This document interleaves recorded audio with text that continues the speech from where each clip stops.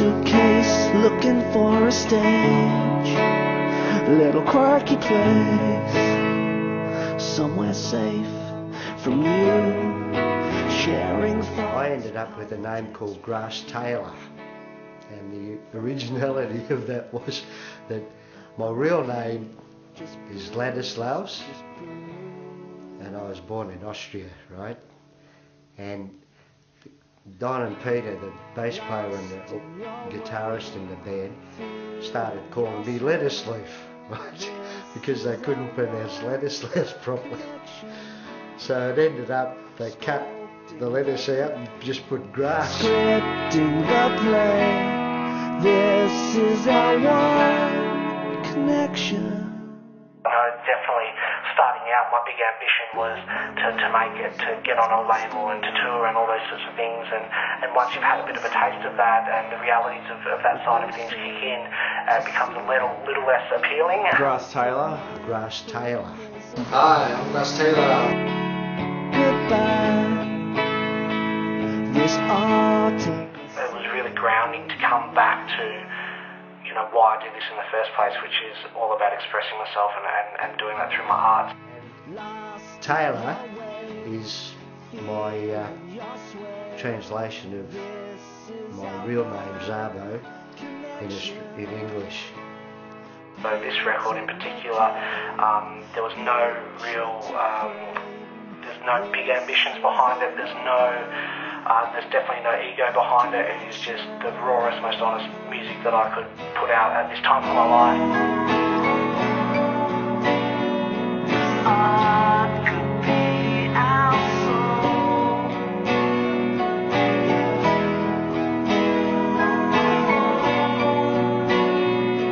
Cause what you see and what you feel and nothing's real, I know.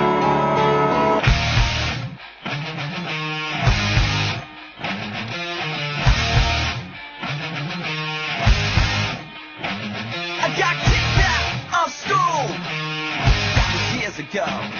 My car won't start. I'm still living at home. I got $1 to my name, yeah, well I got two. Money means shit when you're 22. I'm off a girl, and I left mine too. But it won't bring me. So I guess growing up, I'd always had music around me. My father was in a band in the 60s, and he obviously grew up with a lot of his influence, whether it was playing Who records or Rolling Stone records.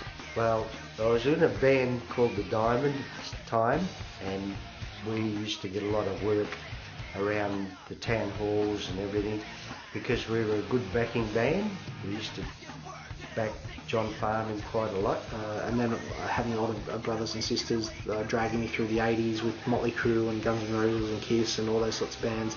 I think back to it now, and I guess most of the bands were quite theatrical, and I guess that's what I tried to incorporate in the earlier bands I was in. Maybe not so much now, getting a bit older, but definitely, thinking back to bands I was in, such as like the Hot Lies and like the Scissorfile and Brock Downey. We always tried to bring an element of performance to our shows. I guess now, I've taken a little bit of a step away from that side of things, but thinking back to it, when I was younger, dressing up in Kiss makeup and getting my brothers and sisters to do the same, and obviously we put on shows. We put on Kiss Alive 2 on vinyl, and we'd have powder for smoke bombs, and we'd have sparklers for fireworks, and we'd put on shows for our parents, and I guess that was really ingrained in me earlier on, acting out those just acting out different things that we're interested in. So Okay, so me and Grass Taylor, aka Luke Zabo, we went to high school together, and he was always the muso. Like I was, back then I was like sport, football, basketball, all that kind of thing. And Luke was always the muso. He was actually like, could play a couple of instruments, knew all about that shit. Like, went from backyard parties and then like pubs and stuff to being signed on major labels and, touring with bands, and we had no idea what the fuck we were doing.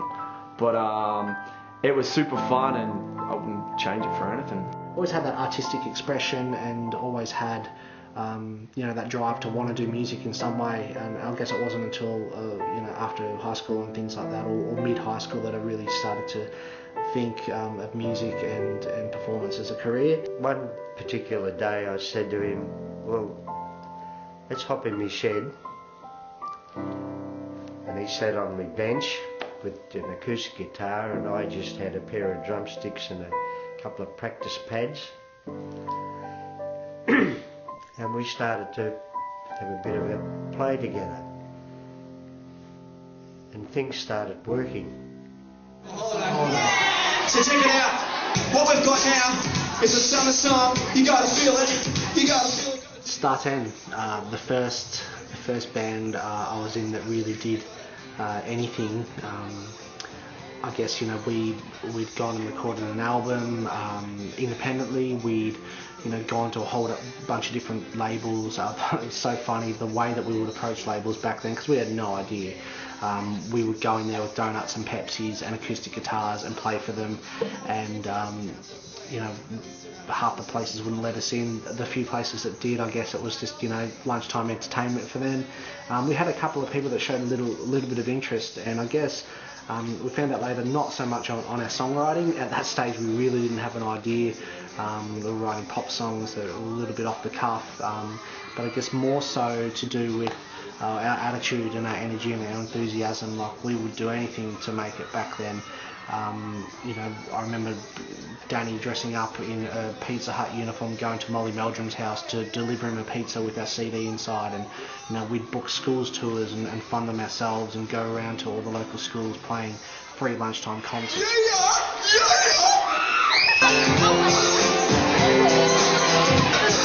Without a kiss goodnight for you, it's you with the different eyes.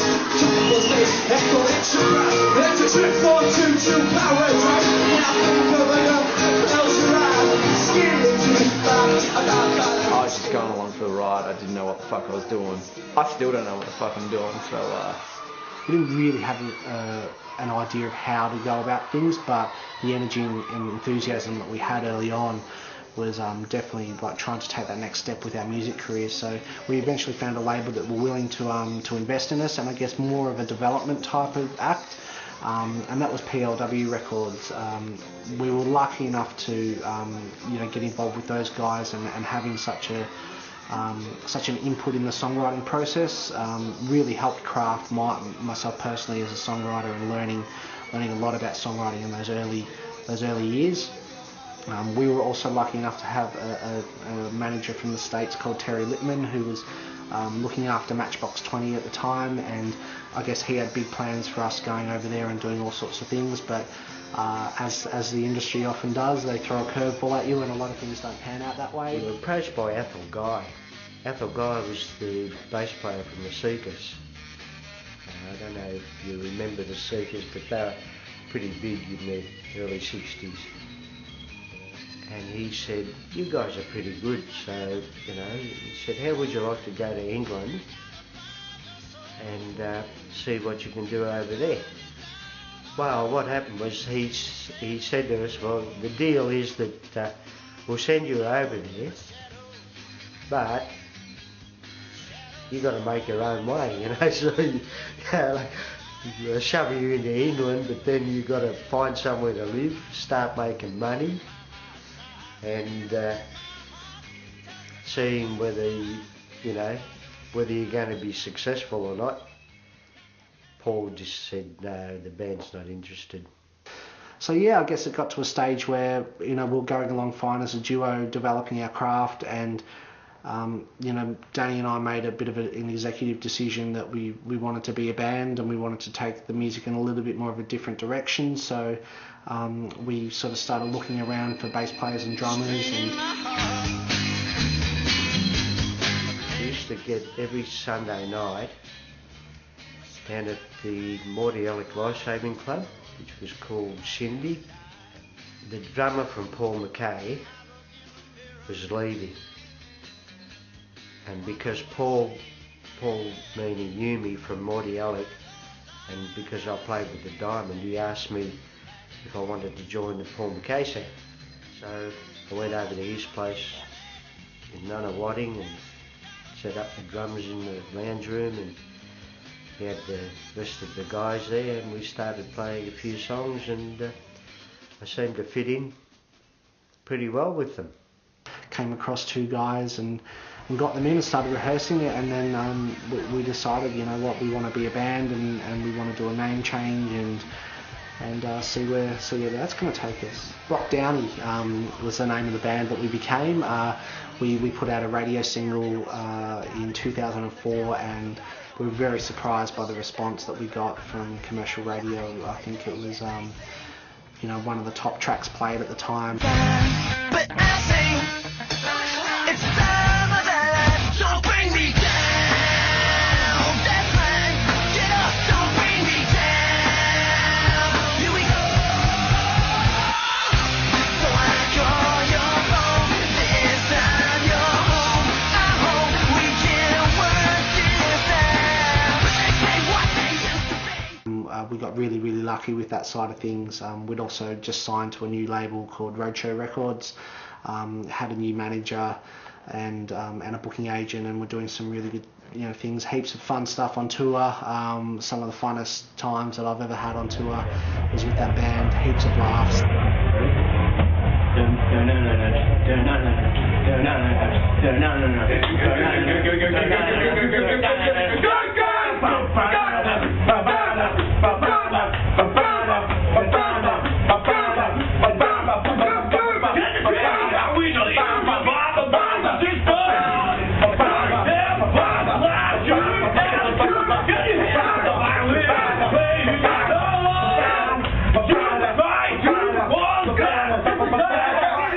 Pull over on the side of the road, I'm hanging a piss, and this is in the band Brock Downey that we're in together, right? So there's a pair of like shorts just on the ground. I don't know what they were from, I don't know why they were there, and he's like, I bet you can't wear them all the way to like Adelaide. And I was like, oh yeah? Well, what if I do it? I'll buy you this, I'll buy you that, or you know, I'll buy you drinks all night or whatever. I don't think he actually did. So there's certain things I do remember, like our bass player, he was at the time kissing girl from our record company or something like that, while our drummer was feeling her tits, or just some ridiculous shit like that, you know. And then you had Grass Taylor, who was walking around, and he had these pants that had all different like patches of bands and stuff on them. Most embarrassing moment. And our drummer's gone up to him, Izzy, and he's just dacked him. And we had this whole dacking thing on the whole tour, right? He's just, you know, so that was nothing new, like to be dacked, like everyone had been dacked, right? So he just goes up to him and dacks him. Instead of like the pants coming down, like Luke's, he's gone to like grab him like this. It's ripped the whole back off. So he's walking around like he's David Lee Roth with, you know, he's got like, kind of look like chaps. He's got like these, you know, all these the jeans at the front, they've got all the patches on them, and then nothing at the back, I just remember being dacked on stage at one time in front of maybe 800 people at a small festival by our drummer, and that was really hard because I didn't want to stop playing. It was seriously one of the most craziest times, and I actually thought, like, are we Motley Crue? We were far from Motley Crue because I didn't get laid that night, and I don't think anyone else did. I'm pretty sure I just woke up in a puddle somewhere.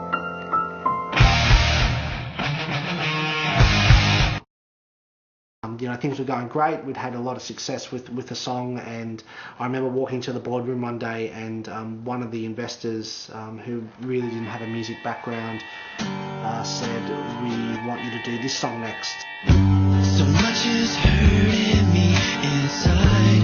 I can't explain the pain I hide. And if I tell you, please don't turn your back on me. It was a song that we hadn't written. It was a song that was, you know, very early on we used as a prototype type demo type song, and they were adamant that this had to be the track. So much has changed since we first met. I never thought I'd live to regret.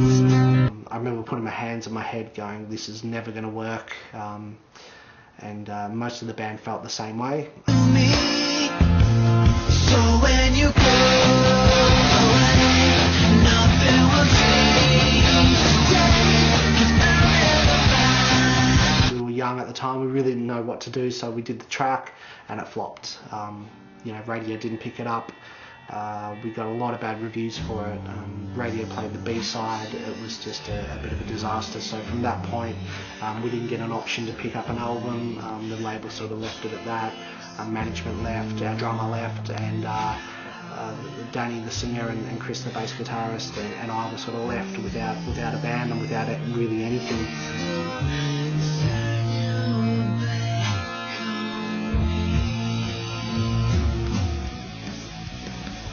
We were at a crossroads and sort of figured, do we continue or do we leave it at that? We had a load of great times, some great tours.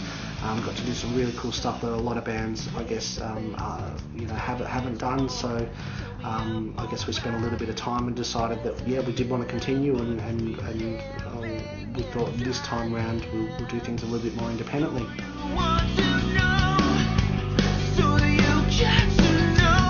So the Scissorfile.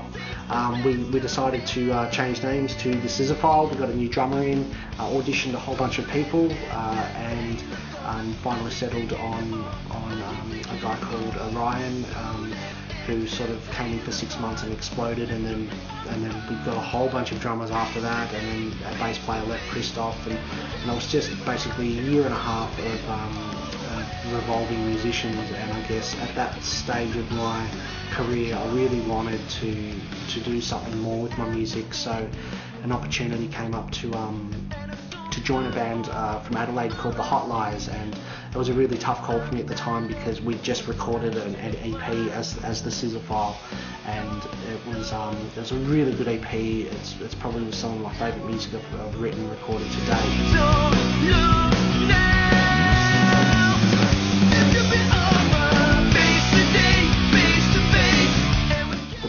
Stagnant and had been for a long time, so I made the decision to leave the band and move to Adelaide and join the Hot Lies.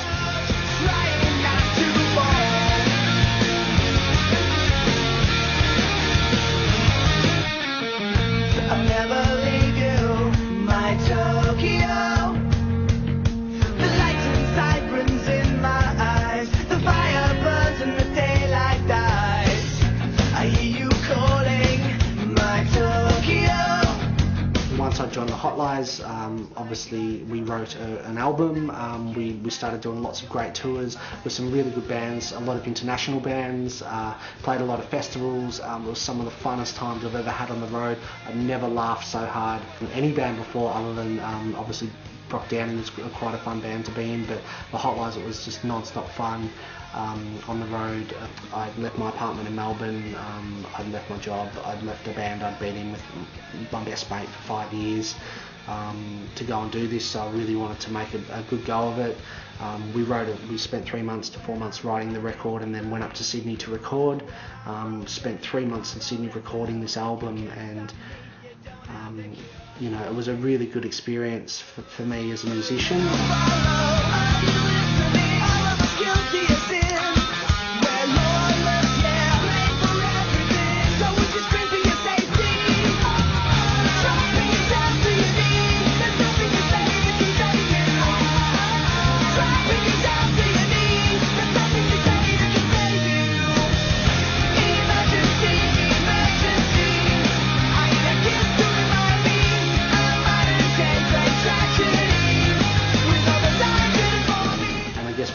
After that, with the touring and things like that, was one of those situations where you think you know what you want, and when the reality kicks in, it's not as glamorous as you might have thought.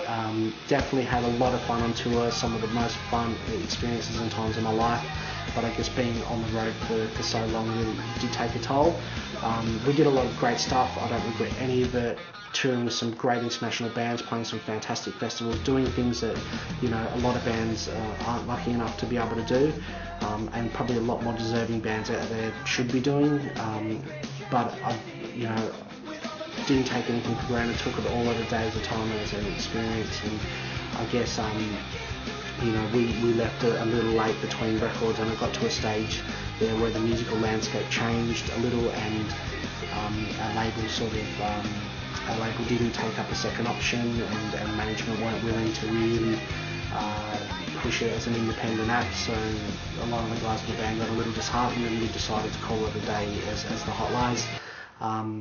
And that's cool. Like, we had obviously as a band a really good run, and I guess for me at that stage I was a little disappointed because I'd spent 18 months writing a record that is probably never going to be released. So I guess at that stage I was ready to take a break from music.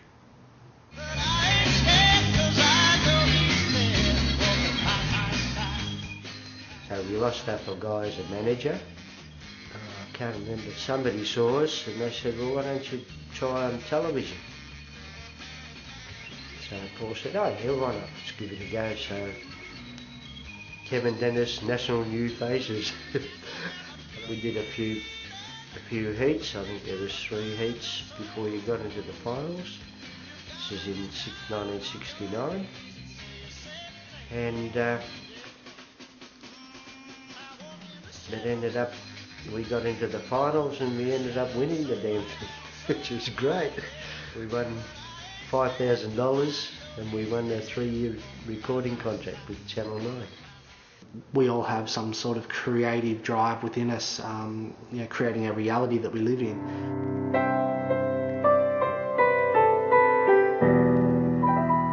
Pulse Notes and Hidden Tones is in essence 2 records. It's 2 halves split in the middle with a bit of a musical piece. That came in really handy. I'd written a piano piece years and years ago that I never thought I'd have any use for, and it became the perfect splitter of the 2 sides of the record. So booked some studio time up in the hills in Victoria, and basically recorded this record. It was a really good experience. It was the first time I'd ever recorded anything solo. It was the first time I had full creative control over the record, and wasn't writing it intentionally for any purpose other than for myself. As selfish as that may seem, I'd spent a career writing for an A&R rep or for a radio, or for some sort of purpose, and it was really refreshing just to go, you know what, I don't care. I'm going to write what I feel. So the first half of the record is quite intrinsic. So old blues acoustic guitar, broken vaults, This Art, Manic and I Am, all very personal in terms of their own meaning and lyrics behind them. More about my personal experiences as a person coming out through the writing. The second half of the record, I guess, Medicine Man and Utility and songs like that, very written from the perspective of what I see going on in society and the ills of society, and I guess that's coming out through the lyrical content and the aggression in the songs and the way the songs are presented. So balancing the 2 halves was obviously always going to be a challenge. The song Acute Angel, Acute Angle, I guess, is a little bit of a sinister song, touching on society's viewpoints of different situations, what we view as acceptable and unacceptable in society. So here's the song Acute Angel, Acute Angle. Hot hands and hotel linen for the skin she shares. There's no repair.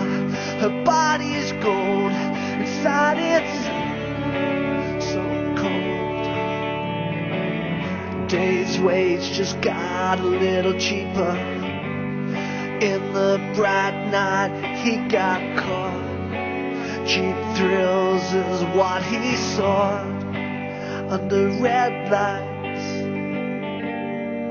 there'll be a murder tonight. City crime, hot nights in a town with glass doors. Walk-up boots tonight. The record was really written with the intent of, it's definitely not a party record that you can put on before you go out, or that you might hear out at a pub or a club. It's a really personal record, so it's one of those Sunday afternoon records that you're going to put on when you've got nothing else on.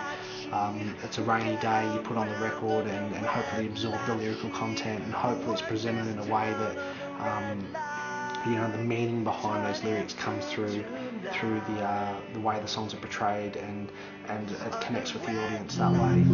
I'm a mess at my best, drunk and strangled by these meds. The song Medicine Men, for me, is all about the way that we push quick solutions on deeper problems, I guess. It's written from the perspective of someone going through depression or anxiety, and the quick fix from a society standpoint is go to the doctor, get your prescription medicines and just numb the problem. And I guess that's something I really want to put across. There's just too much of that going on in my viewpoint where we're pumping out so many drugs into our kids and youth and numbing them to so many things, and it's just frustrating. So that came out in the song for me, and I guess that's why I really wanted to push that point in the song and in the film clip. So here's Medicine Men. Sick to their bone, don't you know? And I cannot remember the last time I felt the sunlight, and I cannot remember the last time I felt a damn thing. The killers in white coats, they'll sell you anything. Prescription medicine. The killers in white coats, the killers in white coats, stick to that bone. The song This Art is really about connection. Obviously, we all have that connection towards art, and as a creative outlet, whether it's art as in music or painting or sculpting or writing a play or whatever it may be, we all seem to be able to connect with it in some way. So I really wanted to try and get that point across in the music video. So here it is. Sharing thoughts, politics, fame, fade away. I'm okay, just bruised, just bruised.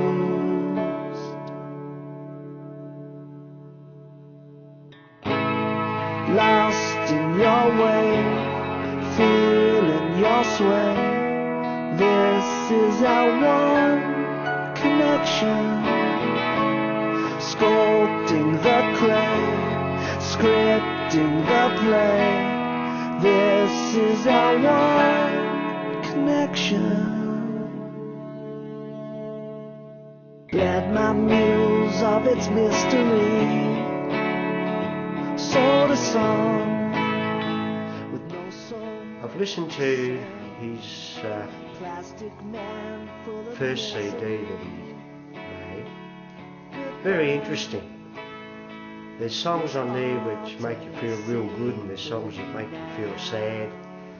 There's songs that tell you how he's feeling at the time. With this release, it's something that I really don't want to be touring a whole lot. I'd love to get around and see different friends in different states and go overseas and do some shows this time around, but I definitely don't want to be a touring musician where it's a constant on the road job. I think doing it for so long and missing out on so much, it's just not something that at this stage of my life I really want to be doing. That's probably one of my favourite memories of playing in Brock Downey and playing with Grass and all those guys. Just being madness, just doing what we did. So as a songwriter, it's something that I'll always continue to do. Whether I continue as a performing artist is something I'll obviously take one project at a time, but definitely as a songwriter, I'll always express myself through my songs, and I think that's the key to being any type of artist and creative artist, is to have an outlet where you're able to express yourself, and for me, it's definitely in my songs.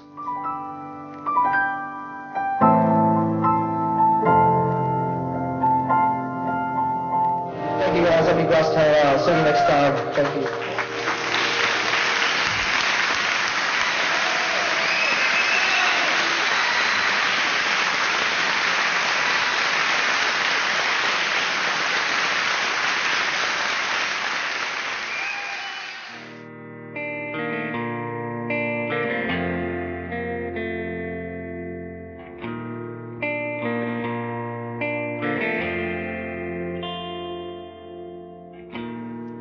faith, can't you see?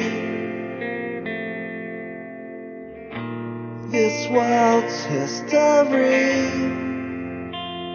calligraphy is stolen ink on fallen paper. Where will you stand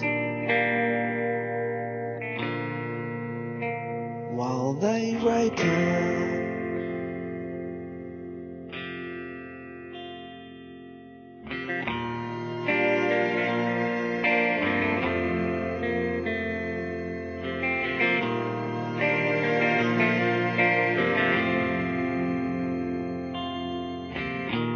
You dance in their fire